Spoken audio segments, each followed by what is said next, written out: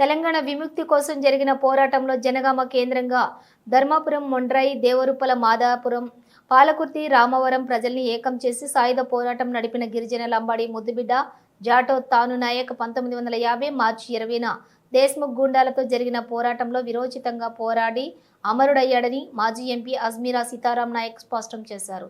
నేడు టాను నాయక్ 76వ వర్ధంతిని పురస్కరించుకొని హనుమకొండ ఏకశిలా పార్క్ వద్ద ఉన్న తాను నాయక్ విగ్రహానికి పూలమాలలు వేసి నివాళులర్పించారు. అనంతరం వారు మాట్లాడుతూ తెలంగాణ పోరాట యోధుడికి దక్కాల్సిన గౌరవం దక్కడం లేదని, ప్రభుత్వాలు ఎన్ని మారినా తాను నాయక్ పోరాటాన్ని, వారి చరిత్రను విస్మరిస్తున్నారని, ఇతర కులాల వారు తుపాకీ కొట్టడానికి ఎదురొచ్చి ప్రాణాలు కోల్పోయిన వారు మాత్రం ఈనాడు తెలంగాణ స్వాతంత్ర పోరాట యోధులుగా కీర్తింపబడుతున్నారని, తమ ప్రాణాలను పణంగా పెట్టి సాయుధ పోరాటం నడిపి అనేక గ్రామాలను కాపాడిన గిరిజన ముద్దుబిడ్డకు దక్కాల్సిన గౌరవం మాత్రం దక్కడం లేదు. దీనికి ప్రధాన కారణం నాటి సాయుధ పోరాటంలో నాయకులుగా ఉన్న అగ్రవర్ణాల వారు ఉండటంతో గిరిజన బిడ్డకు చరిత్రలో స్థానం ఇవ్వలేదు. మరియు 75 సంవత్సరాలుగా రాష్ట్రాన్ని పాలిస్తున్న పాలక పార్టీలు, ప్రతిపక్ష పార్టీలు సైతం గిరిజనుల పట్ల తీవ్ర వివక్షతను కొనసాగిస్తూనే ఉన్నారు. ఇప్పటికైనా ప్రభుత్వం వెంటనే తాను నాయక్ విగ్రహాన్ని హైదరాబాద్ ట్యాంక్ బండపై ప్రతిష్ఠించాలన్నారు. మరియు అధికార పార్టీతో సహా ప్రతిపక్షాలు, కమ్యూనిస్టు పార్టీలు, ప్రజా సంఘాలు తాను నాయక్ పోరాట చరిత్రను స్మరించుకొని వారికి నివాళులు అర్పించాలని, లేకపోతే 50 లక్షల లంబాడి గిరిజనుల దృష్టిలో దోషులుగా నిలబడక తప్పదని హెచ్చరించారు.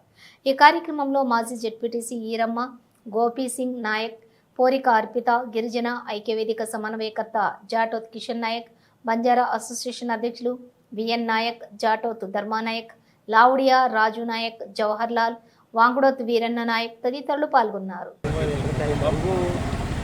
అందులో వాళ్ళ 5 అన్నదమ్ముల్లో 2 చరిత్రకెక్కితే వాళ్ళు ఇక్కడ జరిగినటువంటి అన్యాయం ఇంకో అంతాన్ని కాదు. బంజారాల భూములను దోచుకోవడం, ఇతరుల భూములను దోచుకోవడం, వాళ్ళు పండించినటువంటి పంటలు కానీ వాళ్ళు పాలు పాడి ఏది ఉన్నా ఆ దొరల ఇంట్లోకి వెళ్ళాలి. దానికి అప్పుడు రజాకర్లు కూడా సహకరించారు. అటువంటి ఒత్తిడిలో పనిచేసినటువంటి తాను నాయక్, దర్గా నాయక్ ఒక చరిత్ర ఈ దేశంలో ముఖ్యంగా తెలంగాణ రాష్ట్రం మర్చిపోవడం దురదృష్టకరం. మీకు అందరికీ తెలుసు. వారితో ఉన్నటువంటి సహచరులంతా దొడ్డి కొమరయ్య గారు కావచ్చు, చాకలి ఐలమ్మ కావచ్చు, బందగి కావచ్చు, వీళ్ళందరూ చరిత్రకు వచ్చారు. చాలా సంతోషంగా ఉంది. ఆ వర్గం వాళ్ళు సంతోషిస్తున్నారు, మేము సంతోషిస్తున్నాం. కానీ ఏ కుటుంబం అయితే తెలంగాణలో కేవలం ధైర్యంగా వాళ్ళని ఎదిరించి పోరాడి వాళ్ళ ప్రాణాలను కూడా లెక్క చేయకుండా ధ్వంసానికి వాళ్ళను నాశనం చేయాలనేటువంటి ఒక దృక్పథంతో పనిచేసి చివరికి విసునూరు ద్వారా బాబురావు వాళ్ళ చేతిలో హతమైనటువంటి తాను నాయక్ చరిత్ర లేకపోవడం దురదృష్టకరం. దీనికి ఒకటే కారణం, వారు స్వతంత్రం కొరకు పోరాడినటువంటి వీరులు. వాళ్ళ దర్గా వాళ్ళ అన్న మొన్ననే 106 సంవత్సరాల తర్వాత వారు గతించింది అనడానికి వారు జైలుకు వెళ్తే వాళ్ళకి ఉరిశిక్ష పడ్డాయి. అయితే అప్పుడైతే భారతదేశానికి స్వతంత్రం రావడం, ఇతర దేశాలు మన దేశాలలో పోరాటం వల్ల అతనికి ఉరిశిక్ష తప్పితే ఆయన 20 సంవత్సరాలు సర్పంచ్గా చేసినటువంటి వ్యక్తి జరిగిపోతే అతనికి పెన్షన్ కూడా ఉంది, ఫ్రీడమ్ పెన్షన్ కూడా వచ్చింది. ఎందుకంటే వాళ్ళు